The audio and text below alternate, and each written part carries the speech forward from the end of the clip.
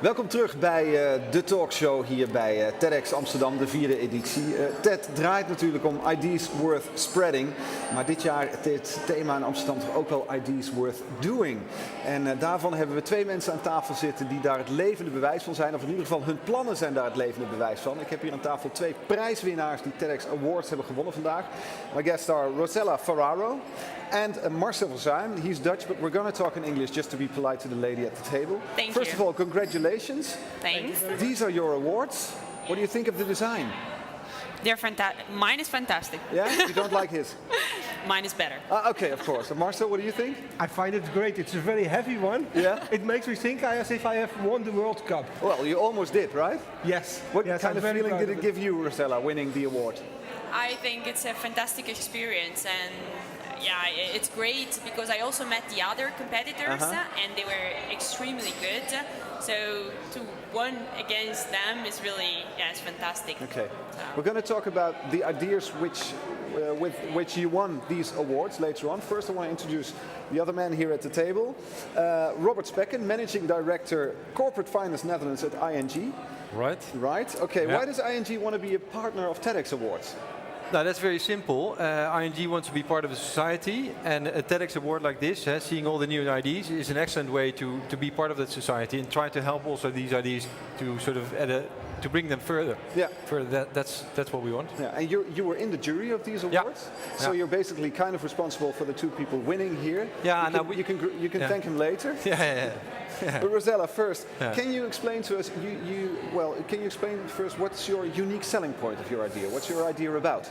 Well, our project is about renewable energy in the urban environment, and what we're trying to do is, as they are today, the renewable energy system that are used in the urban environment, they're either very low efficient, but they also not attractive, and they really change the entire aesthetic of a building, of a house. Turbines, ugly. etc. They're really ugly. So you build something which you can put on top of roof of buildings. We have an animation of that, so maybe we can look at that and you can explain how it works. Sure.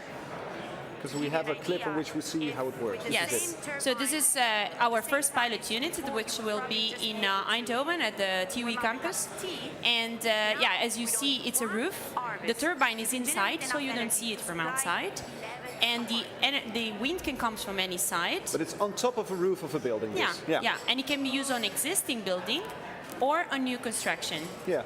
And can harvest a lot of energy compared to other systems, and that's because you use now this roof that you build around, which we call harvest, to capture more volume of wind and to accelerate it. And is this still an idea, or is it also being used We have a prototype which has been tested now for more than 6 months. Yeah. And it works really well. Okay. It's already a full scale, we call it, because it's 6 meters high, 4 by 4 meters. So Robert, you were in the jury. You saw this idea. Yeah. And then you thought, this is a winner, or what? Now, definitely the way she presented it as well, because she started with a picture of Berlusconi with a sort of child hat on, which was really nice, which sort of opened the whole thing. Yeah, I mean, both ideas were sort of in itself so simple that you think, why didn't I come with that myself? Yeah. But somehow we didn't. And I mean, it works. And that's another thing. That goes, by the way, for you. You still have to prove it, but that one is equally sort of brilliant. Yeah, because Marcel, if we talk about your idea, your basic idea, as in my simple terms, as I can explain it, is making ice out of the sky. Yeah. Is that correct? It's correct. We are going to use the Earth's atmosphere as a refrigerator. Yeah, as a refrigerator. Exactly. It's a vertically moving ice machine. A vertically moving ice machine. Yes. Well, you showed an animation of that. Yes, exactly. Yeah. Let's look at the animation so we can get a grip what of the idea. what I found extremely nice of the way so far. For me, winning the prize is feels like a confirmation. Let's say that the first steps that we are taking are the right ones. And let's say, having been in the workshop of TEDx, and in the preparation work, showed that we have looked at it very technical. Yeah. But there are many more disciplines that have to be looked at and have to be included, even at an early stage of development of the project. Yeah. And you're at the early stage of development. Yes. Let's look at an animation of what your plan is about. Okay.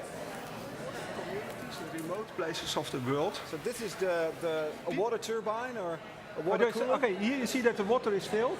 The water is rising, gradually cools down. Yeah. And when it has risen sufficiently high, it will start to freeze. Yeah. And two balloons are going up. Well, you see here only one, but the two balloons, they keep itself in balance, like a lift. Yeah. So one of them pulls the other down. Yeah. And so you need relatively small energy to keep it going up and down. And it's more energy efficient to make ice like this than we do now, than the traditional way. Exactly. Yeah. Exactly. And it is of course in many places there is no infrastructure at all for the electricity. The second point is that generation of electricity is because of the thermodynamic efficiency. You need more power to generate the cold. Yeah. This is an efficient way of providing the people who need it in remote areas the cold to build up a business and improve the quality of their life. Yeah, Robert, to me this idea seems as brilliant as simple at the same time. What did you think of it in the jury? Now, the first time we heard this idea, we saw him present it. He did not have this entire film and animation, so it was a bit more difficult for us to really grasp it. For me personally, at least, it was quite difficult to really grasp it. But there's, I mean, we saw the idea. It's obviously when you're not, I'm not a technician, I don't have a technical background, so really sort of assessing whether it's really going to work, that's difficult. But again, the idea and you sort of came with the idea when you were in a plane up in the air and you saw the ice crystals on the. That was the moment you came up with the idea. You were on a plane. Exactly. Yes. And then what happened? Because normally I watched B-type movies. Yeah, exactly. Okay. I mean. Because of my studies and also because of my work, we are aware of the growing energy needs. Yeah. And we are also one type of energy is not the other one.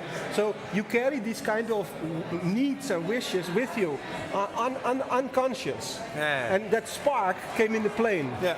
The spark, and then the pieces of, let's say, the pieces of the idea came together. And then it started rolling and crystallizing out further. And Rossella, if you have, that's the last question, if you could give one other advice, because obviously you're very successful now, winning an award.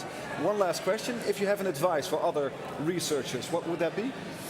To believe in it. To believe in it. Yeah, it's the first thing. You have to believe in it and be enthusiastic, because people will get enthusiastic even if it's a crazy idea.